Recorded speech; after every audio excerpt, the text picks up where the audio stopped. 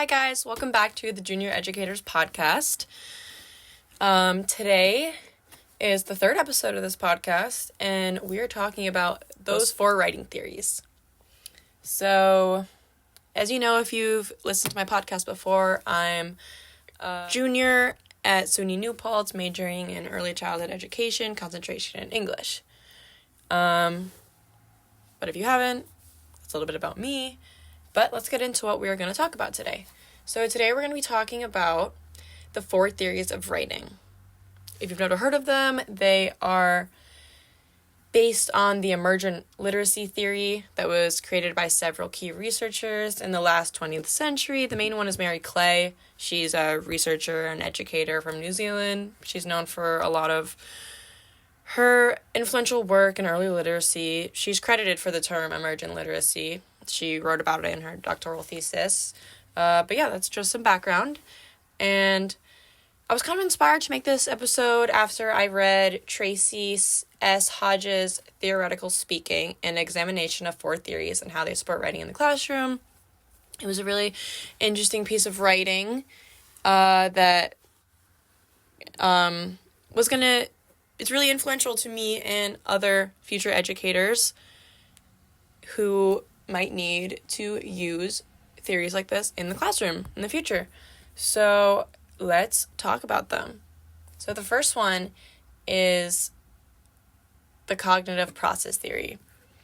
So this theory emphasizes the importance of brainstorming and organizing your ideas before you begin your writing. You want to be able to understand how individuals think differently during the writing process, and that good writers don't need to follow a linear process for writing, but it is important to constantly revisit different steps in the process.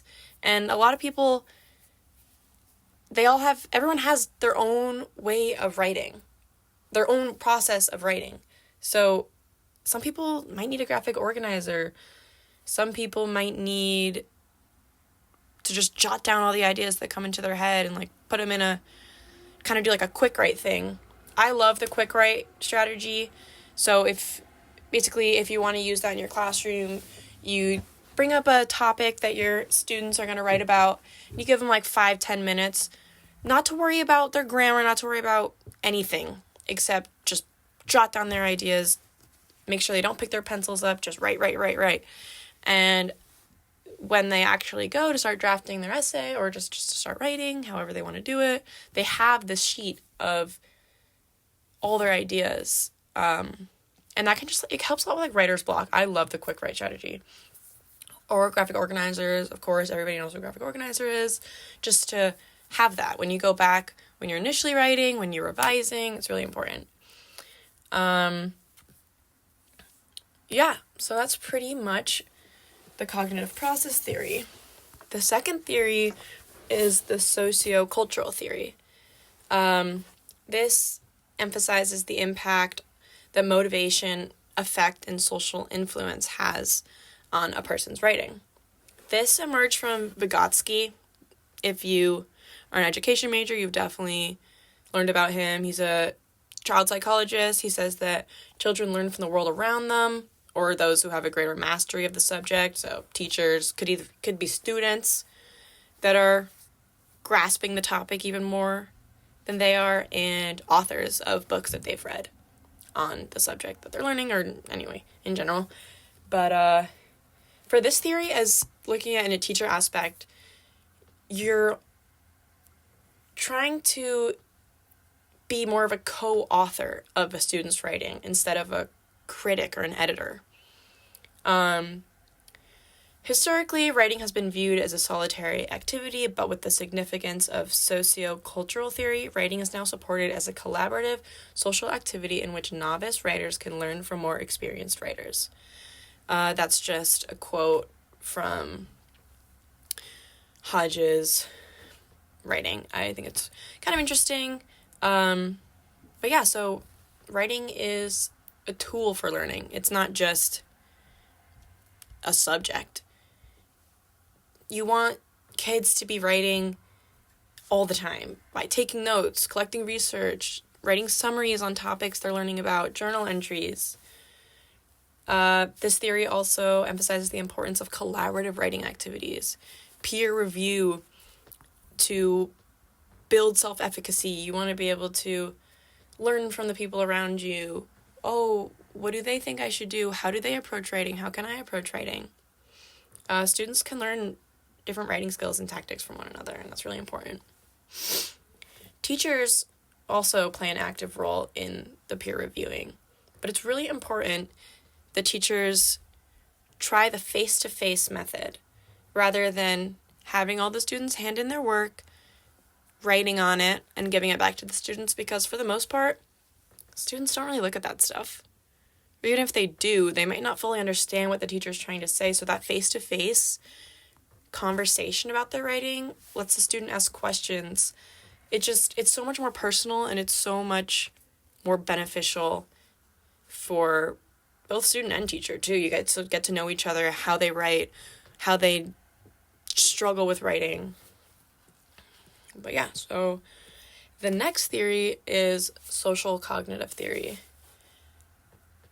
This really focuses on meaning making and self-understanding, and as I said before, self-efficacy, which, if you don't know what that is, it's a person's belief that they can accomplish a task and persevere even or if when they are faced with a challenge. So I think a big part of this theory is letting students have a choice.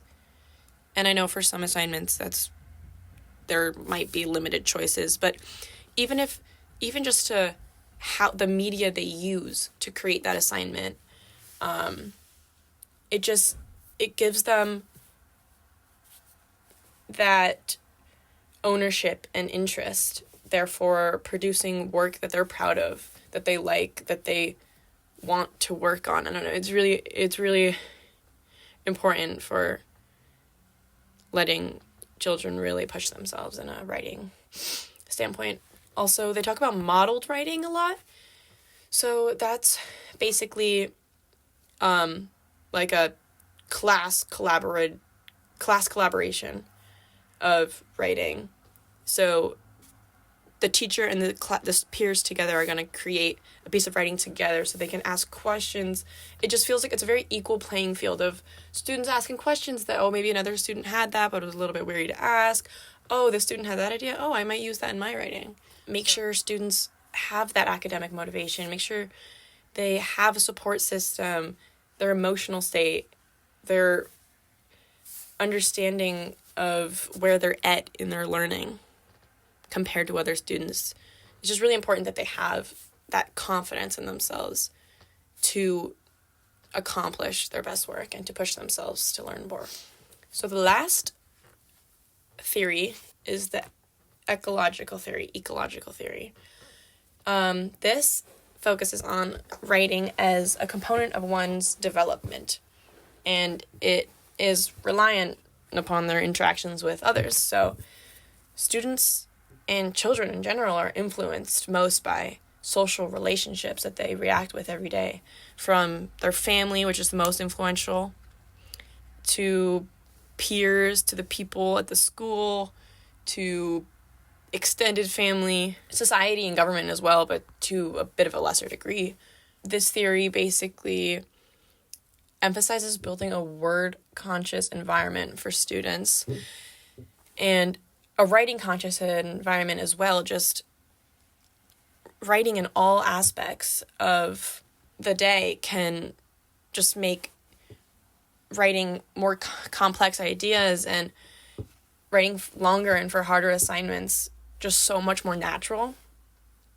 And that's really important. And then having your students read writing from talented writers, start them out young, expose them to this writing, let them pull out techniques that these authors are using and add them to their toolbox in their head for when they write. And obviously eventually they're going to create their own voice and their own writing, but they'll have these tools, they'll have these knowledge of these authors and the techniques they use in their writing to really advance their writing. And I guess the main idea is you just so much more natural than it can be when you get to higher grade levels. And yeah, I mean, I think a good classroom setting should and would include bits and pieces of all these theories, and some may stand out more to you and some you may have used in the past or you may agree with more than others. You might be like, oh, I want to use that. Oh, I don't know if I'm going to use that, but Let me know what you guys think about these 4 theories. And as always, have a splendid day. See you next time, and subscribe to the Junior Educators Podcast. Bye for now.